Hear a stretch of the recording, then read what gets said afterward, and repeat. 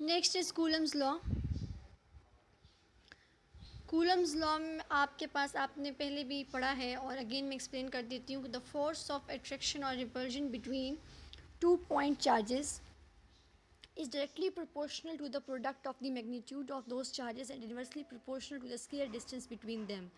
यानी आपके पास जो फोर्स ऑफ अट्रैक्शन है या जो फोर्स ऑफ रिपल्शन है वो डायरेक्टली प्रोपोर्शनल होगी उन दो चार्जेस के दरमियान जो आपके पास मैस है। दो चार्जेस जो आपके पास मौजूद हैं उनके दरमियान फोर्स ऑफ अट्रैक्शन और जो रिपल्शन होगी that will be directly proportional to their product of charges and inversely proportional to the sphere distance between them.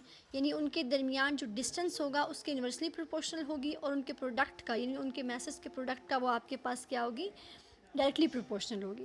यानी आपके पास F would be directly proportional to Q1 and Q2 and F will be inversely proportional to 1 by R square।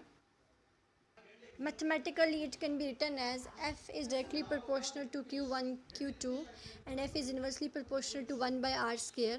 Combining equation 1 and equation 2, you will get F is directly proportional to Q1 by Q2 divided by R square।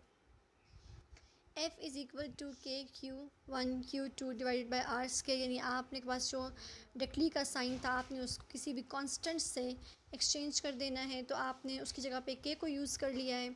आपके पास के जो है वो proportionality constant है in case of Coulomb's law. और जब आपके पास जो मीडियम होगा बिटवीन टू चार्जेस वो एयर होगा तो आपके पास जो के की वैल्यू होगी वो 9 × 10⁻⁹ newton metre square coulomb per square होगी। Your diary will be chapter number 13, page 72 to 74. Assessment you have to do example 13.1 and diagram that I have already explained in the lecture. Take care. Allah Hafiz.